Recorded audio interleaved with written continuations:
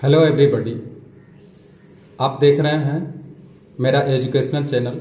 मैं हूं जयप्रकाश और आज मैं आप लोगों के बीच एक्सक्रेशन के विषय में समझाने जा रहा हूं। तो जो विद्यार्थी पढ़ रहे हैं 9 क्लास में 10 क्लास में, उसके लिए ये टॉपिक बहुत ही महत्वपूर्ण है। वो है एक्सक्रेशन, जिसको कि हम कहते हैं उत्सर्जन। तो आप समझिए उत्सर्जन क्या है, इसके बारे में जानिए। मेरा इस एजुकेशनल चैनल को देखने वाले सभी दर्शकों को मेरी ओर से बहुत बहुत स्वागत। आप इसे देखिए और समझने का कोशिश करिए।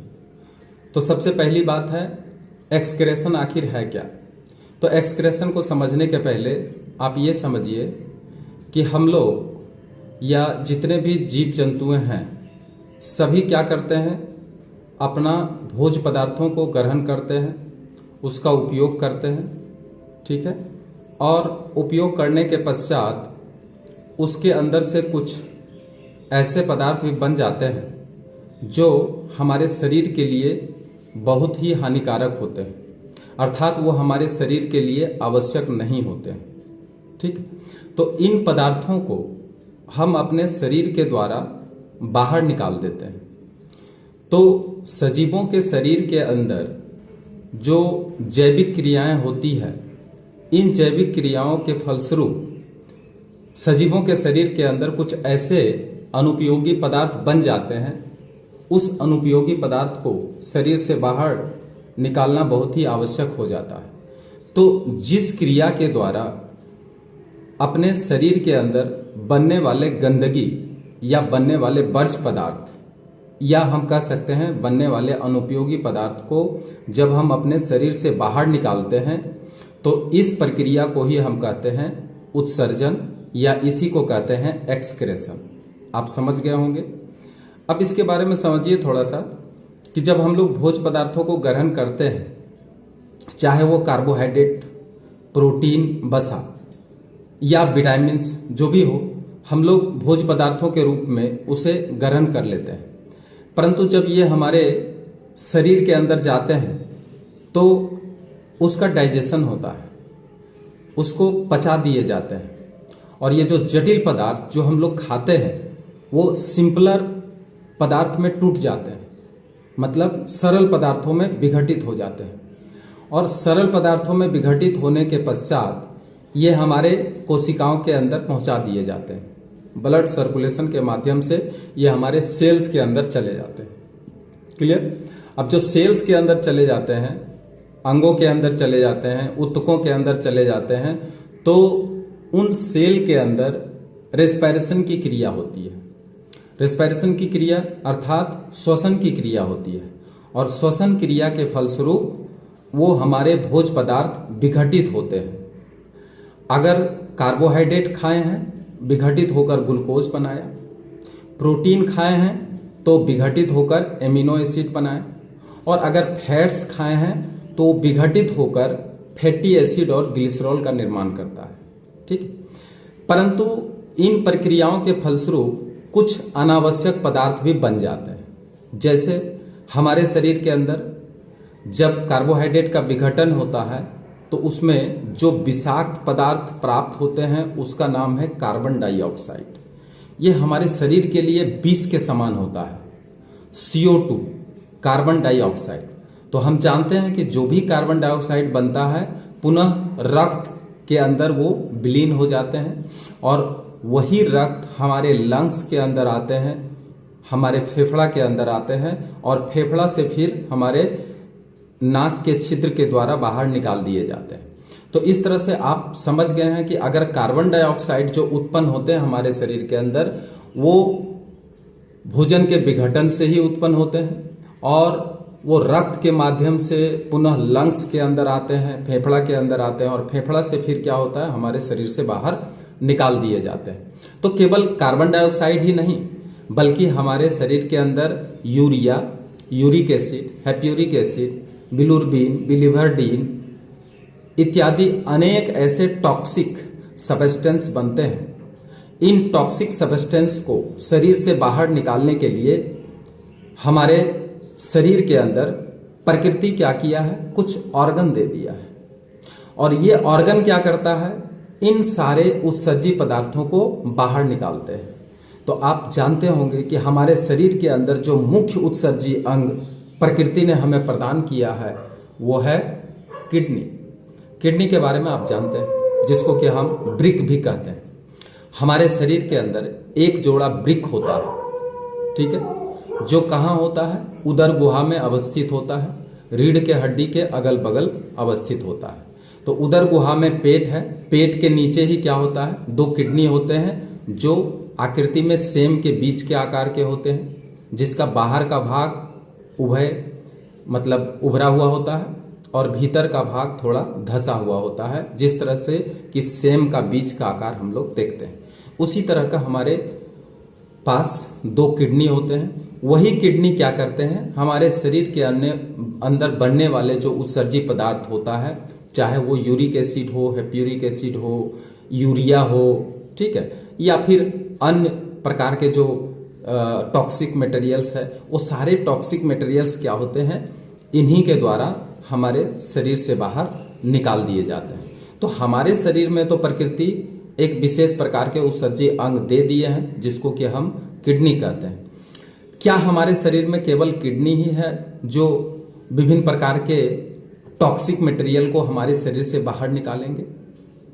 हाँ, किडनी है, परंतु इसके अलावा कुछ और भी हमारे शरीर के अंदर ऑर्गन है, जिसको एसेसरी एक्सक्रीटरी ऑर्गन कहते हैं, मतलब सहायक उत्सर्जी अंग कहते हैं। ये सहायक उत्सर्जी अंग क्या होते हैं? ये हमारे लंग्स होते हैं, ये हमारे लीवर होते हैं, जिसको यकृत भी कहते हैं, ये हमारे बड़ी आंत भी होते हैं, ठीक है, और हमारे त्वचा होते हैं। तो ये चार और भी उत्सर्जी अंग है जो अप्रत्यक्ष रूप से या इनडायरेक्ट रूप से हमारे शरीर के अंदर से उत्सर्जी पदार्थों को बाहर निकालते हैं। तो मुख्य उत्सर्जी अंग के अलावा जो हमारे शरीर के अंदर अन्य उत्सर्जी अंग उपस्थित होते हैं, उसे ही हम कहते हैं एसेसरी एक्सक्रीटरी ऑर्गन, या उसी को कहते हैं सहायक उत्सर्जी अंग। आप समझ गए? और सहायक उत्सर्जी अंग के अंतर्गत कौन कौन से अंग आएंगे? वो होंगे हमारे लंग्स, हमारे लीवर, हमारे बड़ी आंत और त्वचा। तो ये सारे क्या हैं? एसेसरी एक्सक्रीटरी ऑर्गन, जिसको कहते हैं सहायक उत्सर्जी अंग। तो ये हमारे शरीर के अंदर उत्सर्जी अंग है, जो कि हमारे शरीर के अंदर बनने वाले जो अनुपयोगी पदार्थ होते हैं उसे हमारे शरीर से बाहर निकाल दिए जाते हैं। ठीक है, तो आप उत्सर्जी अंग के बारे में समझ गए। ये मनुष्य के लिए उत्सर्जी अंग के बारे में बताएं, परंतु कुछ अन्य एनिमल होते हैं जिसके शरीर के अंदर कुछ अलग अलग प्रकार के एक्सक्रीटरी ऑर्गन होते हैं। तो कुछ एनिमल्स ऐसे होते हैं जो उसके लिए कुछ विशेष अंग होते हैं। जैसे हम कहते हैं एक यूनिसेलुलर एनिमल्स है अमीबा, इसके अंदर जो एक्सक्रीटरी ऑर्गन मिलेगा उसका नाम है कॉन्ट्रेक्टाइल वैक्यूल्स, संकुचनशील रसधानी। चूंकि उसका शरीर तो एक ही कोशिका का बना हुआ है, उसमें ऑर्गन डेवलप नहीं हुआ है, उसमें कोई ऑर्गन सिस्टम डेवलप नहीं हुआ है, तो वो क्या करता है कि अपने सेल के अंदर ही जो एक्सक्रीटरी प्रोडक्ट को जमा करता है, जिसको कि हम कॉन्ट्रेक्टाइल वैक्यूल्स भी कहते हैं, रसधानी कहते हैं, उसी के द्वारा वो क्या करते हैं, अपने शरीर से उत्सर्जी पदार्थ को बाहर निकाल देते हैं। कुछ और एनिमल्स हैं जो कि वॉर्म्स कहे जाते हैं। वो सारे वॉर्म्स जो होते हैं, या फिर जैसे प्लेनेरिया हुआ या टैप वार्म, ये सब वॉर्म जितने होते हैं उसके अंदर एक विशेष प्रकार के उत्सर्जी अंग होते हैं जिसको फ्लेम सेल कहते हैं। तो वो फ्लेम सेल के द्वारा क्या करते हैं, अपने शरीर के अंदर बनने वाले उत्सर्जी पदार्थ को बाहर निकाल देते हैं। कुछ विशेष प्रकार के सेल्स होते हैं जिसको फ्लेम सेल्स कहते हैं। ठीक है, केचुआ का नाम आप सुने। केचुआ के अंदर एक विशेष प्रकार के उत्सर्जी अंग होते हैं जिसको नेफ्रिडिया कहते हैं। वो नेफ्रिडिया के द्वारा क्या करते हैं, उत्सर्जी पदार्थ को अपने शरीर से बाहर निकाल देते हैं। और ऑर्थोपेडा वर्ग के जो जीव जंतु होते हैं, जैसे कीट पतंग वर्ग के जो जीव जंतु होते हैं, उसके शरीर के अंदर जो एक्सक्रीटरी ऑर्गन पाए जाते हैं, अर्थात उत्सर्जन अंग पाए जाते हैं, उसको हम कहते हैं मालपिघियन ट्यूबुल्स। तो मालपिजियन ट्यूबुल्स के द्वारा वो क्या करते हैं, अपने शरीर के अंदर बनने वाले अनुपयोगी पदार्थ को शरीर से बाहर निकाल देते हैं। क्लियर। और उच्च श्रेणी के जितने भी जीव जंतु होते हैं, जैसे स्तनधारी वर्ग के जीव जंतु जितने भी होते हैं, ठीक है, या फिर रेप्टाइल्स होते हैं, या फिर और भी एनिमल्स होते हैं, तो ये सब रीढ़धारी प्राणी जितने भी होते हैं, प्रायः उसमें क्या होता है, तो किडनी नामक उत्सर्जी अंग पाए जाते हैं और इसी किडनी के द्वारा वो अपने शरीर से उत्सर्जी पदार्थों को बाहर निकाल देते हैं। ठीक है, क्लियर हो गया। अब हम एनिमल के बारे में तो देख लिए हैं कि ये हमारे शरीर के अंदर ये सारे प्रकृति क्या किए हैं, ऑर्गन दे दिए हैं जिससे कि हमारे शरीर से उत्सर्जी पदार्थ बाहर निकलते हैं। ठीक। किडनी के बारे में विशेष देखें। किडनी हमारा क्या होता है कि एक सेम के बीच के आकार की रचना वाले एक अंग होते हैं जो कि हमारे उदर गुहा में अवस्थित होते हैं और हमारे रीढ़ के हड्डी के अगल बगल ये उदर गुहा में अवस्थित होते हैं, एक जोड़ा में होते हैं। ठीक है, इससे एक जोड़ा यूरेटर लगे हुए होते हैं और यूरेटर का संबंध कहाँ से होता है, यूरिनरी ब्लैडर से होते हैं, अर्थात मूत्राशय से होते हैं और मूत्राशय से कंसल्टेड होते हैं यूरेथ्रा और यूरेथ्रा के द्वारा वो हमारे किडनी के अंदर बनने वाले जो मूत्र होते हैं वो हमारे शरीर से बाहर निकाल दिए जाते हैं। तो ये ऑर्गन हमारा क्या किया, प्रकृति हमें दे दिया है। अब किडनी के अंदर का अगर हम बात देखें तो किडनी के अंदर हम क्या देखते हैं, इसके मुख्य रूप से 3 भाग देखते हैं। सबसे ऊपर भाग को कहते हैं कॉर्टेक्स, बीच वाला भाग को कहते हैं मेडुला और सबसे अंदर वाला जो भाग है उसको हम हाइलम कहते हैं। तो इस तरह से 3 भाग हो गए और 3 भाग के अंदर अगर हम देखें तो यहाँ पे क्या होते हैं, नेफ्रॉन का काफी मात्रा होते हैं, अर्थात कहे जाते हैं कि हमारे प्रत्येक किडनी में 10 लाख नेफ्रॉन होते हैं और प्रत्येक नेफ्रॉन क्या करते हैं, एक ही काम करते हैं, वो करते हैं यूरिन का निर्माण करना, अर्थात मूत्र का निर्माण करना। तो नेफ्रॉन के बारे में बताने के लिए हम दूसरा क्लास लेंगे। अभी आप जानिए कि 10 लाख प्रत्येक किडनी में 10 लाख नेफ्रॉन पाए जाते हैं और सभी नेफ्रॉन का एक ही काम है, वो है यूरिन का निर्माण करना, अर्थात मूत्र का निर्माण करना। और मूत्र के अंदर ही सारे एक्सक्रेटरी प्रोडक्ट मौजूद होते हैं जो हमारे शरीर के लिए बहुत ही घातक होते हैं। इस तरह से उत्सर्जन किस प्रकार महत्वपूर्ण है हमारे शरीर के अंदर, तो हमारे शरीर में उत्सर्जन की क्रिया से ही हमारे शरीर के जितने भी गंदगी होते हैं या जितने भी हानिकारक पदार्थ होते हैं वो उत्सर्जन की प्रक्रिया के द्वारा ही शरीर से बाहर निकाले जाते हैं। ठीक है, ये हमारा शरीर के अंदर जल संतुलन भी करते हैं। जल संतुलन अर्थात हमारे शरीर में अगर अतिरिक्त जल हो जाते हैं, अधिक जल हो जाते हैं, तो हमारा एक्सक्रेटरी सिस्टम ही क्या करते हैं, उन अतिरिक्त जल को शरीर से बाहर निकालने में सहायता करते हैं। ठीक है, हमारा ब्लड प्रेशर, जो हमारे ब्लड के अंदर जल का जो मात्रा होता है उसका मात्रा कम और अधिक होने से ही ब्लड प्रेशर जनरेट होता है। तो इस तरह से ब्लड प्रेशर को भी कंट्रोल करने के लिए उत्सर्जन बहुत ही महत्वपूर्ण प्रक्रिया है, अर्थात हमारा रक्तचाप को भी ये नियंत्रित करते हैं। तो इस तरह से उत्सर्जन देखें तो उत्सर्जन का बहुत बड़ा महत्व है। इसलिए कहा जाता है कि अगर किसी व्यक्ति के अंदर किडनी खराब हो जाते हैं तो कम से कम एक किडनी भी उसका कार्य करे तो वो जिंदा रह सकते हैं, परंतु दोनों किडनी अगर किसी कारणवश खराब हो जाते हैं तो उसका बचना मुश्किल हो जाता है, क्योंकि वो शरीर में गंदगी जमा हो जाते हैं और वो टॉक्सिक मटेरियल के जमा हो जाने से ही लोगों की मृत्यु हो जाती है। तो इसलिए कम से कम एक किडनी रहना बहुत ही आवश्यक होता है।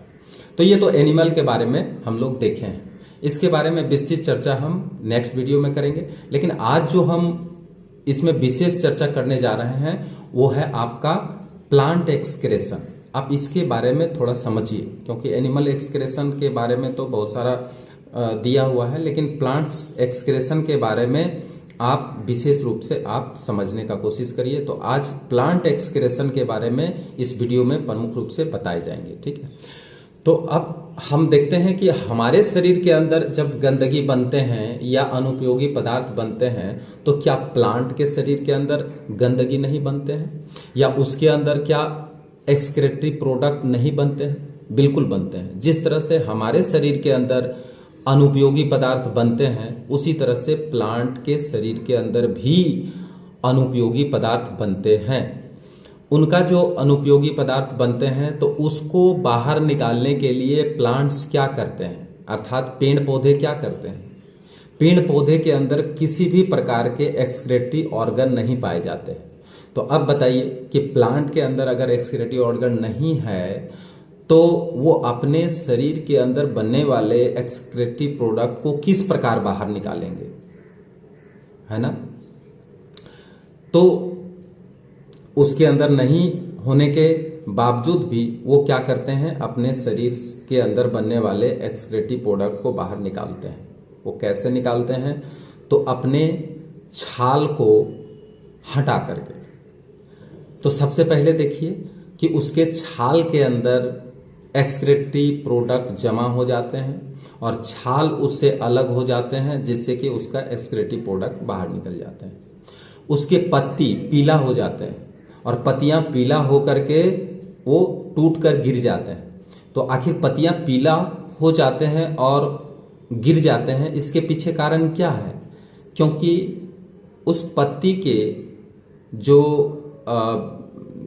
फ्लोएम जाइलम है, जाइलम के अंदर से जो जल और खनिज लवण पहुंचते हैं पत्ती के अंदर, वो क्या होता है, एक्सक्रेटरी प्रोडक्ट उस नली में जाम हो जाने के कारण उसमें सर्कुलेशन बाधित हो जाता है।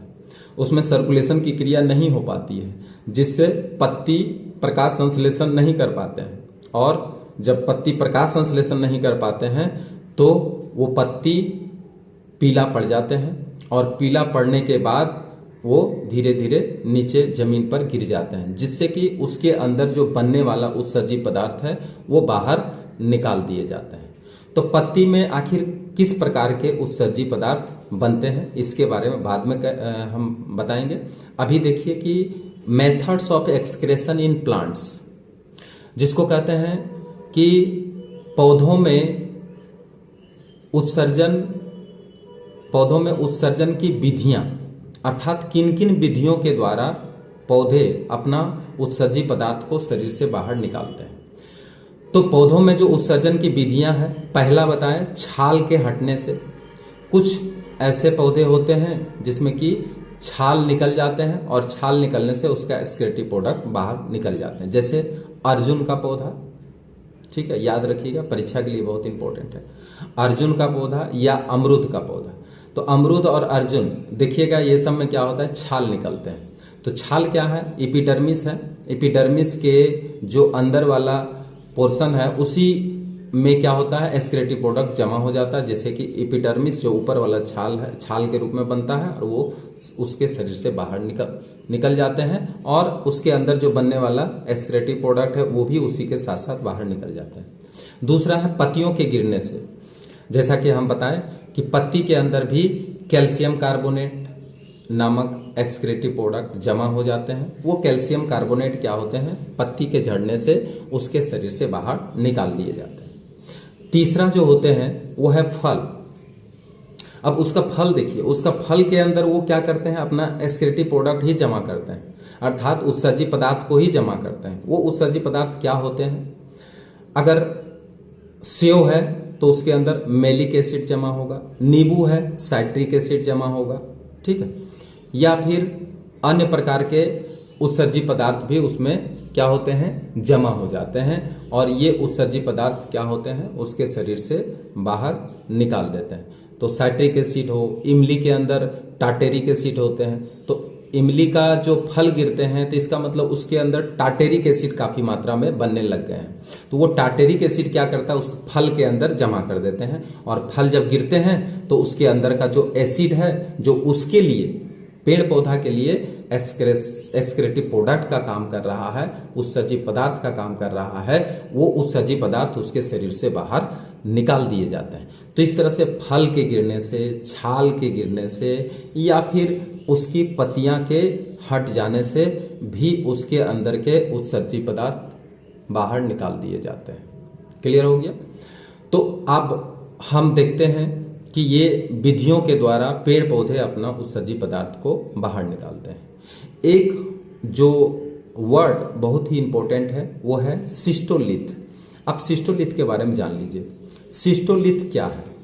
सिस्टोलिथ खास करके पीपल, बरगद इत्यादि के जो पत्तियां होते हैं, उस पत्ती के जो एपिडर्मिस है उसी के नीचे अंगूर के गुच्छे के समान एक विशेष प्रकार का उत्सर्जी पदार्थ जिसको कैल्शियम कार्बोनेट कहते हैं वो जमा हो जाते हैं, ठीक है, और वो पत्ती के हटने से उसका वो उत्सर्जी पदार्थ बाहर निकल जाता है, तो उसको हम सिस्टोलिथ कहते हैं। सिस्टोलिथ अर्थात वैसे खनिज जो कैल्शियम कार्बोनेट का बना होता है और जो लिथोसिस्ट नामक सेल के अंदर संग्रहित हो जाते हैं, उसी को कहते हैं सिस्टोलिथ। और ये सिस्टोलिथ में होता क्या है? Calcium carbonate. याद रखिएगा, परीक्षा में पूछा जाता है कि कैल्शियम कार्बोनेट नामक उत्सर्जी पदार्थ अगर जिस कोशिकाओं के अंदर जमा हो जाते हैं, पेड़ पौधे के जिन कोशिकाओं के अंदर जमा हो जाते हैं, उन कोशिकाओं को क्या कहते हैं? तो आप उसमें बताना है आपको लिथोसिस्ट, ठीक है। और सिस्टोलिथ क्या है? आपका खनिज रवा जो उत्सर्जी पदार्थ है जो पौधों की पत्तियों में, बरगद के पत्तियों में, पीपल की पत्तियों में जमा हो जाते हैं, वो कैल्शियम कार्बोनेट के रवा को ही हम कहते हैं सिस्टोलिथ, ठीक है। तो आप सिस्टोलिथ और लिथोसिस्ट में फर्क जान गए। सिस्टोलिथ मीन्स कैल्शियम कार्बोनेट युक्त रवा, और लिथोसिस्ट का मतलब कि जिन कोशिकाओं के अंदर सिस्टोलिथ उपस्थित होते हैं उसी को लिथोसिस्ट कहते हैं, ठीक है। तो ये पत्तियों के बाहर निकलने से बाहर निकल जाते हैं, ठीक है। दूसरा जो होता है उसको रेफिड्स कहते हैं। तो दूसरे प्रकार के जो खनिज रवा होते हैं, दो तरह के खनिज रवा होते हैं, एक सिस्टोलिथ जिसके बारे में आप समझ गए, दूसरा होता है रेफिड्स। रेफिड्स जो होते हैं ये भी एक विशेष प्रकार के रवा होते हैं जिसके अंदर की कैल्शियम ऑक्जेलेट भरे हुए होते हैं। तो एक कैल्शियम कार्बोनेट वाला सिस्टोलिथ और कैल्शियम ऑक्जेलेट जिसके अंदर होता है उसको हम कहते हैं रेफिड्स। तो रेफिड्स जो होते हैं वो क्या होते हैं? ये भी एक विशेष प्रकार के खनिज रवा होते हैं जिसके अंदर कैल्शियम ऑक्जेलेट नामक रासायनिक पदार्थ उपस्थित होते हैं। तो उसे हम क्या कहते हैं? रेफिड्स कहते हैं। रेफिड्स का दो टाइप होते हैं। पहला टाइप को कहते हैं अस्फीरेफिड्स और दूसरे को कहते हैं एसिकुलर रेफिड्स। याद रखिए, रेफिड्स दो प्रकार के, एक अस्फीरेफिड्स और दूसरा एसिकुलर रेफिड्स। अस्फीरेफिड्स जो होते हैं वो कहाँ पे मिलते हैं? तो याद रखिए, वो पपीता में मिलते हैं। पपीता के अंदर कुछ रवा जो कैल्शियम ऑक्जेलेट के होते हैं वो गोल गोल स्टार नुमा रचना के बने हुए होते हैं, ठीक है। स्टार नामक जैसा रचना बनाए हुए होते हैं गोल गोल, उसको कहते हैं अस्फीरेफिड्स, जो कि पपीता में होता है। इसलिए पपीता को जब हम कच्चा खाते हैं तो उस समय हमारा जीभ में कुछ अजीब तरह का कुलकुलाहट उत्पन्न होते हैं। तो वो किसके कारण उत्पन्न होते हैं? तो वो अस्फीरेफिड्स के कारण ही उत्पन्न होता है। उसमें एक विशेष प्रकार के एंजाइम होते हैं जिसको पपेन बोलते हैं, ठीक है। और दूसरा आता है ओल, जिसमें कि क्या होते हैं? उसमें होते हैं एसिकुलर रेफिड्स।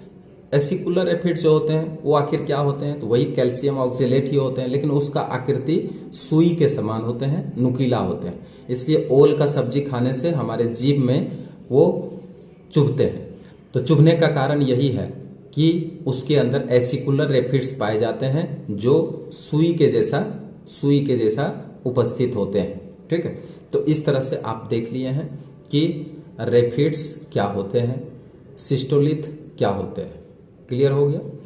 अब हम चलते हैं कि पेड़ पौधे के अंदर जो दो प्रकार के उत्सर्जी पदार्थ बनते हैं, वो दो प्रकार के उत्सर्जी पदार्थ क्या क्या होते हैं? वो है नाइट्रोजन युक्त उत्सर्जी पदार्थ और दूसरा है नाइट्रोजन विहीन उत्सर्जी पदार्थ। तो पौधों के अंदर बनने वाला जो उत्सर्जी पदार्थ है दो होते हैं, एक नाइट्रोजन युक्त और दूसरा नाइट्रोजन विहीन। अब नाइट्रोजन युक्त उत्सर्जी पदार्थ क्या होते हैं और नाइट्रोजन विहीन उत्सर्जी पदार्थ क्या होते हैं, इसके बारे में जानेंगे। तो आप जानते हैं कि जो भी एक्सक्रीटिव प्रोडक्ट बनेगा उसमें carbon, hydrogen, oxygen, nitrogen, sulphur, ठीक है, यही सब उपस्थित होते हैं। तो जिन उत्सर्जी पदार्थों में नाइट्रोजन नहीं पाया जाता है, पौधों से उत्पन्न होने वाले वैसे उत्सर्जी पदार्थ जिसमें नाइट्रोजन नहीं पाए जाते हैं, ठीक है, परंतु बाकी सभी एलिमेंट्स होंगे, तो उसी को कहते हैं नाइट्रोजन विहीन उत्सर्जी पदार्थ। अर्थात जिसमें नाइट्रोजन नहीं है उसे नाइट्रोजन विहीन उत्सर्जी पदार्थ कहते हैं, ठीक है। अब नाइट्रोजन विहीन उत्सर्जी पदार्थ के अंतर्गत अगर हम देखें तो उसमें कौन कौन से ऐसे पदार्थ पाए जाते हैं जो कि नाइट्रोजन विहीन होते हैं, अर्थात जिसमें कि नाइट्रोजन उपस्थित नहीं होते हैं, ठीक है। तो नाइट्रोजन जिसमें उपस्थित नहीं होते हैं वो क्या होते हैं? गम होते हैं, रेजिन होते हैं और लेटेक्स होते हैं, ठीक है। तीन आप याद रखिए, वो परीक्षा के लिए भी बहुत ही महत्वपूर्ण है। तीन उत्सर्जी पदार्थ जिसको कि गम, रेजिन और लेटेक्स कहते हैं। गम यानी गोंद जिसको कहते हैं, ये किस में मिलते हैं? इसका अगर स्रोत पूछा जाए तो देखिए, ये बबूल, आम और नीम इत्यादि पौधे से प्राप्त किए जाते हैं जिसको कि गम कहते हैं, ठीक है। इसका काम क्या होता है? तो कागज को चिपकाने में, जिल्द लगाने में और कहीं न कहीं कुछ औषधि के निर्माण में भी इसका काम होता है जो गम होते हैं। तो पेड़ पौधे के लिए ये आवश्यक नहीं है, परंतु हम लोगों के लिए क्या होते हैं, इसके एक्सक्रीटिव प्रोडक्ट बहुत ही उपयोगी होते हैं, जैसा कि हम लोग यूज करते हैं गम का। दूसरा होता है लेटेक्स। लेटेक्स क्या है? लेटेक्स भी एक प्रकार का नाइट्रोजन विहीन उत्सर्जी पदार्थ है। ये जो उत्सर्जी पदार्थ होता है ये खास करके कहाँ पाए जाते हैं? तो यूफोरबिया नामक पौधा में अधिक मिलते हैं। इसके अलावा और भी पेड़ पौधे होते हैं जिसमें क्या होते हैं? तो लेटेक्स नामक उत्सर्जी पदार्थ उपस्थित होते हैं, ठीक। लेटेक्स क्या होता है? जब सूख जाता है तो वो कड़ा हो जाता है और कड़ा होने पर इससे टायर ट्यूब का भी निर्माण किए जाते हैं, अर्थात इससे टायर और ट्यूब का भी बनाए जाते हैं, ठीक है, किए जाते हैं। उसके बाद आता है तीसरा जिसको कि हम कहते हैं रेजिन। रेजिन जो होते हैं वो खास करके कोनिफेरस प्लांट्स में पाए जाते हैं, जैसे चीड़, देवदार, ये सब। इसके अंदर एक विशेष प्रकार के नली होते हैं जिसको रंजन नलिका कहते हैं। उसके अंदर क्या होते हैं? कुछ एक्सक्रीटिव प्रोडक्ट बाहर निकलते हैं और इससे क्या होते हैं? विशेष प्रकार के वार्निश का काम होते हैं, जैसे चेयर हुआ, काठ का चेयर हुआ, या फिर अलमारी हुआ, या और भी अलमारी वगैरह जो होते, पलंग हुआ, तो ये सब में वार्निश करने का काम होता है। उसमें उसको लेयर चढ़ाया जाता है, रंग किया जाता है और उसको पॉलिश किया जाता है। तो ये सब में भी इसका काम होता है जो कि हमें रेजिन से प्राप्त होते हैं और रेजिन से इस प्रकार के काज होते हैं। तो इस तरह से आप non nitrogenous excretive product of plants देख लिए हैं, अर्थात नाइट्रोजन विहीन उत्सर्जी पदार्थ देख लिए हैं। अब दूसरा देखिए, नाइट्रोजन युक्त उत्सर्जी पदार्थ। नाइट्रोजन युक्त उत्सर्जी पदार्थ के अंतर्गत कौन कौन से आएंगे? अर्थात जिसमें नाइट्रोजन उपस्थित होते हैं। तो वैसे उत्सर्जी पदार्थ जिसमें नाइट्रोजन पाए जाते हैं, ठीक है, उसको नाइट्रोजन युक्त उत्सर्जी पदार्थ कहते हैं। इन नाइट्रोजन युक्त उत्सर्जी पदार्थ का स्वाद कड़वा, कसेला होते हैं, परंतु इसका ज्यादातर प्रयोग किस में किए जाते हैं? तो औषधि बनाने में किए जाते हैं। मतलब इससे औषधि बनाया जाता है। अब औषधि जो बनाया जाता है उसमें किन किन प्रकार के औषधि बनते हैं वो थोड़ा सा आप देखिए। तो इसमें सबसे पहले आप देखिए मॉर्फिन। मॉर्फिन क्या है? मॉर्फिन एक एक्सक्रीटिव प्रोडक्ट है जो कि नाइट्रोजन युक्त होते हैं, पेड़ पौधे से निकाले जाते हैं। ये अफीम के कच्चे फल, जो अफीम होते हैं उसी के कच्चे फल से प्राप्त किए जाते हैं। और इसका प्रयोग क्या होता है? इसका दर्द और नींद की दवा, दर्द निवारक औषधि बनाने में और नींद की दवा बनाने में इसका प्रयोग किया जाता है, जिसको कि हम कहते हैं मॉर्फिन। दूसरा जो आता है वो क्विनीन आता है। क्विनीन के बारे में आप नाम सुने होंगे। क्विनीन जो होते हैं वो मलेरिया का दवा बनाने में इस्तेमाल किए जाते हैं, परंतु ये क्विनीन प्राप्त कहाँ से होते हैं? सिनकोना, सिनकोना का नाम आप सुने हैं, सिनकोना रूसी रुब्रा, तो इसका वैज्ञानिक नाम है। तो सिनकोना के पौधा का जो छाल होते हैं उसी छाल को पीस करके उससे जो एक्सक्रेट बाहर निकाले जाते हैं, जिसको एल्कलॉइड भी कहते हैं, इन एल्कलॉइड का यूज लोग मलेरिया के दवा के लिए प्रयोग करते हैं और ये बहुत ही कारगर दवाई होते हैं जो कुनेन नामक पौधा से प्राप्त होते हैं। क्लियर। कुनेन के बाद अब आता है निकोटीन। निकोटीन आप जानते हैं ये तंबाकू के पत्ती से ही प्राप्त किए जाते हैं, जिसको कि निकोटीन कहते हैं। ठीक है। अब ये जो निकोटीन होते हैं, इन निकोटीन का स्रोत क्या है? तंबाकू की पत्ती। और इसको आखिर क्यों खाया जाता है या लोग क्यों इसका व्यवहार किया जाता है? हालांकि ये क्या होता है, कैंसरस होते हैं। इसको खाने से कैंसर नामक बीमारी भी होते हैं, माउथ कैंसर होते हैं। ठीक है। लेकिन फिर भी लोग इसको ग्रहण करते हैं। किसके कारण? नशा के लिए करते हैं। तो इसलिए इसका प्रयोग ज्यादातर क्या होता है, लोग नशे के रूप में ही किया जाता है। नर्वस सिस्टम को थोड़ा सा उत्तेजित कर देते हैं और ये नर्वस सिस्टम को के ऊपर ही इसका प्रभाव पड़ता है। लोग इसे नशा के रूप में ही व्यवहार करते हैं। उसके बाद आते हैं रेसरपाइन। रेसरपाइन क्या है? एक नाइट्रोजन युक्त उत्सर्जी पदार्थ है। ये किससे प्राप्त होते हैं? तो ये सर्पगंधा के पौधे से प्राप्त होते हैं। रोल्फिया सर्पेंटाइना इसका वैज्ञानिक नाम है, रोल्फिया सर्पेंटाइना। तो इस रोल्फिया सर्पेंटाइना नामक जो पौधा होता है उसी के जड़ से प्राप्त होता है रेसरपाइन। रेसरपाइन का उपयोग क्या चीज में किया जाता है? तो ब्लड प्रेशर में किया जाता है। रक्तचाप को दूर करने में इसका प्रयोग किया जाता है, जिसको रेसरपाइन कहते हैं। उसके बाद आता है डेटुरिन। डेटुरिन किससे प्राप्त होते हैं? डेटुरिन ये धतूरा के फल से प्राप्त होते हैं। ठीक है। डेटुरिन किससे प्राप्त होते हैं? धतूरा के फल से प्राप्त होते हैं। आखिर इसका काम क्या है? इसका काम ज्यादातर खांसी, दमा इत्यादि के दवा बनाने के लिए भी इसका इस्तेमाल किया जाता है, जिसको हम डेटुरिन कहते हैं। क्लियर। उसके बाद आता है अस्ट्राइक्निन। अस्ट्राइक्निन क्या है? यह भी एक नाइट्रोजन युक्त उत्सर्जी पदार्थ है, जिसके अंदर से एल्कलॉइड प्राप्त होते हैं। ये जो एल्कलॉइड प्राप्त होते हैं ये किससे प्राप्त होते हैं? ये कुचिला नामक पौधा से प्राप्त होते हैं। ठीक है। और इसका प्रयोग ज्यादातर पेट दर्द का दवा बनाने के लिए किया जाता है। उसके बाद आता है कैफीन। कैफीन का नाम सुने होंगे आप लोग। तो कैफीन कॉफी के बीज से प्राप्त होते हैं और कॉफी के बीज से प्राप्त होने के कारण इसका उपयोग खास करके सर दर्द है ना निवारण के लिए इसका प्रयोग हम लोग करते हैं। जैसे कभी सर दर्द होने लगता है तो हम लोग कॉफी का मांग करते हैं और कॉफी पीते हैं। तो कॉफी पीने के बाद थोड़ा सा हमारा सर दर्द क्या हो जाता है, नॉर्मल हो जाता है। इसलिए दर्द निवारक के रूप में ही इसका प्रयोग होता है। एट्रोपिन। एट्रोपिन किससे प्राप्त होते हैं? तो इसको कहते हैं एट्रोपा बेलाडोना। एक पौधा है, उसके पत्ती से एक्सक्रेट निकाले जाते हैं, उसके जड़ से भी एक्सक्रेट निकाले जाते हैं और उसी एक्सक्रेट से बनाए जाते हैं एल्कलॉइड।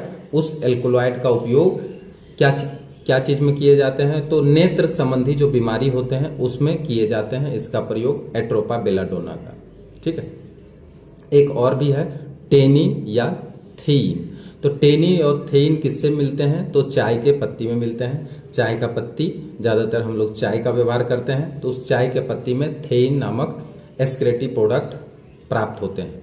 इसका उपयोग किस चीज में किया जाता है? तो इसका उपयोग चूंकि माइंड को रिलैक्स करने में अर्थात उत्तेजना के रूप में इसका प्रयोग किया जाता है। खास करके अगर हमको रात में जगना होता है तो चाय का प्रयोग करते हैं ताकि हमारा नर्वस सिस्टम उसमें सजग रहे और उत्तेजित हो, इसलिए इसका प्रयोग हम लोग उस में करते हैं। ठीक। इस तरह से आज हम लोग देख लिए हैं प्लांट के अंदर किन किन प्रकार के उत्सर्जी पदार्थ प्राप्त होते हैं, प्लांट अपने उत्सर्जी पदार्थ को किस तरह से बाहर निकालते हैं, एनिमल के अंदर किस तरह से उत्सर्जी पदार्थ बनते हैं और वो किसके माध्यम से बाहर निकलते हैं। नेक्स्ट अगर वीडियो बनेगा एक्सक्रेशन का तो उसमें हम नेफ्रॉन के बारे में, मूत्र का निर्माण कैसे होते हैं उसके बारे में, किडनी के बारे में विशेष चर्चा करेंगे। तो आज का वीडियो आपको कैसा लगा? अगर अच्छा लगा हो तो निश्चित रूप से आप इसे सब्सक्राइब जरूर करिए और शेयर करिए और बेल को दबा दीजिए।